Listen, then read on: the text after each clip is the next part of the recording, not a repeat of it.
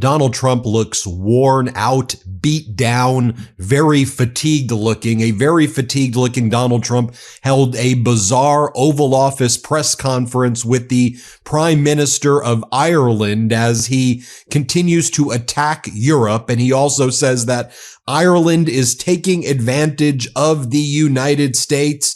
And he criticizes the policies of Ireland, but says, you're taking advantage of us. Everybody's taking advantage of us. Well, Donald, you're in charge now, and you are screwing everything up. During this bizarre presser with the Ireland prime minister right there, Donald Trump's like, everything is transgender these days. It's all transgender. Here, play this clip. And they should not, and they're also demeaning women. But who would want these things? And everything's transgender. Everybody transgender. That's all you hear about. Now, that's why we won the election in record numbers. But very importantly, now it is what it is. The Democrats should get with us and come up with good tax policy. What world is this psychotic individual living in? First and foremost, no. Number two, can we focus, please, on the fact that you're tanking the markets, that we appear to be headed for a recession if we're not already in one right now, and you keep starting these stupidest trade wars every day? Here, a fatigued Donald Trump says, I can't hear. I can't hear everybody. Here, play this clip. No, that's enough, Kelly. Thank you. President, is there anything that the teacher could say to you today that would dissuade you from going ahead with I can't hear. Mr. President, the Irish American Appreciation Month you've made. Maybe listen closer. Maybe listen, Donald. Next up, Donald Trump attacks NATO and says negative things about NATO and that NATO got all of their money from Trump. That's how NATO got rich, off of Trump. Here, play this clip. Very generous to me. He said, I've never seen anything like it. Money came in by the billions and billions and billions of dollars, and NATO became much stronger. Now, NATO's expended a lot of that money in fighting this horrible war. It's too bad they had to do that. But they had the money from me. I was the one that got people to pay. The countries, most of the countries were not paying, or they were paying a very small amount. So we'll see. But NATO can be a force for the good, absolutely. Would you like to see Ireland join NATO, Mr. President? That's up to Ireland. Delusional individual. A reporter then asked Donald Trump if America has a future in NATO, and then you'll see that Fox cuts away as Donald Trump doesn't respond that America should stay in NATO. Yes, Vladimir Putin is happy, and that's why Fox cuts away immediately. Play this clip. But I hope to be able to get there. Mr. President, does America have a future in NATO?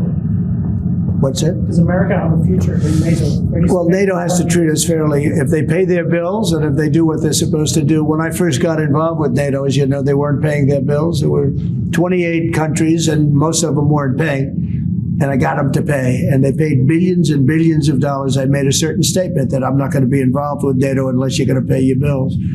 And I was asked a question, if we don't pay, are you going to help us? I said, no, if you don't pay, you're saying you're delinquent.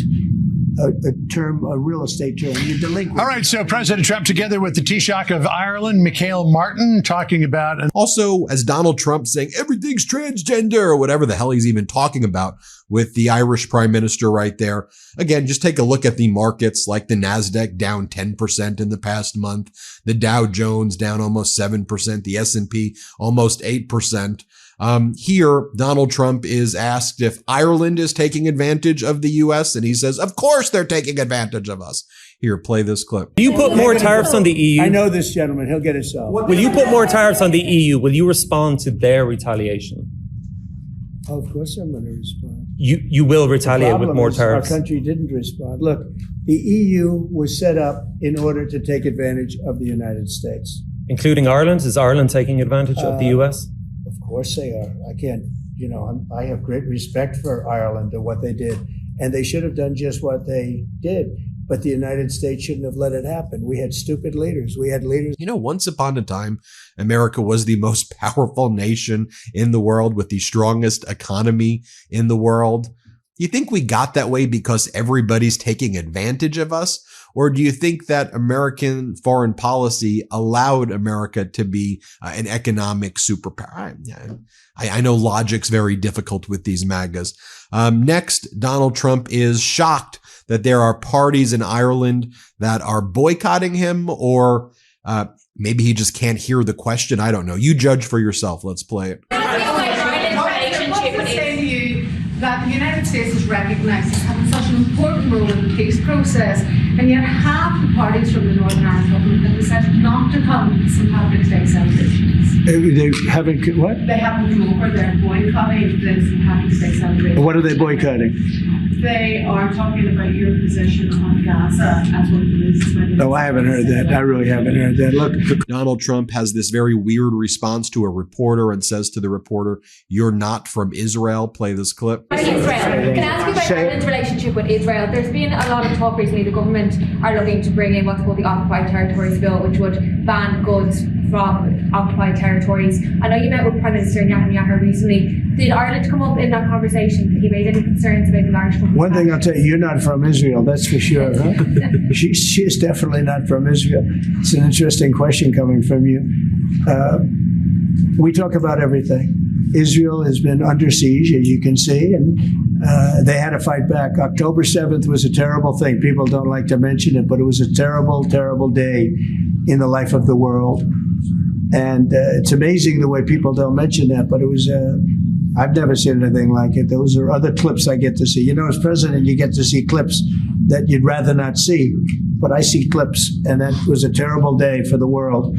Then Donald Trump says that Chuck Schumer is a Palestinian, and he uses the term Palestinian as a racial or religious smear. And I guess only Donald Trump is the person who can decide who's Jewish and who's not Jewish, and he can declare whatever your religion is. And then if he declares you Palestinian, he says that as a smear. Here, play this clip. And Schumer is a Palestinian as far as I'm concerned. You know, he's become a Palestinian. He used to be Jewish. He's not Jewish anymore. He's a Palestinian. Okay.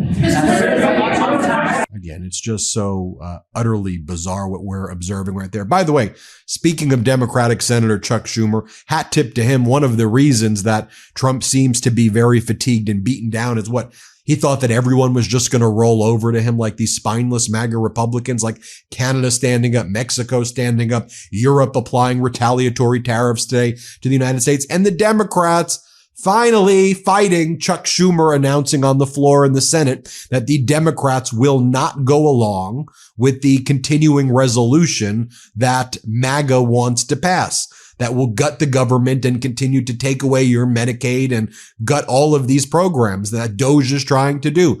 Schumer on the House floor said the Republicans don't have the votes to invoke cloture. We're going to oppose this. So they don't have the votes. Here, watch this. Mr. President, the Democratic leader. Funding the government should be a bipartisan effort, but Republicans chose a partisan path, drafting their continuing resolution without any input from congressional Democrats. Because of that, Republicans do not have the votes in the Senate to invoke cloture on the House CR. Our caucus is unified on a clean April 11th CR that will keep the government open and give Congress time to negotiate bipartisan legislation that can pass. We should finally, that's what we're looking for. Fight.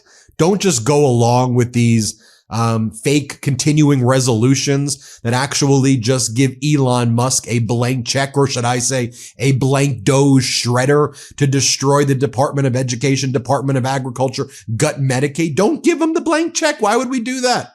A reporter asked Donald Trump what his response is to the fact that Ireland is in the midst of a housing crisis. And Donald Trump says that must be great. Housing crisis means it's because Ireland's doing great. That's why there's a housing crisis. Watch a very fatigued Donald Trump say that. Play this clip. Could you give the Taoiseach some advice? Could you give the Taoiseach some advice? Ireland is in the midst of a housing crisis now, and I know you have a lot of experience as a businessman. How can the state build tens of thousands of houses at speed? You know why they have a housing crisis? Because they're doing so well.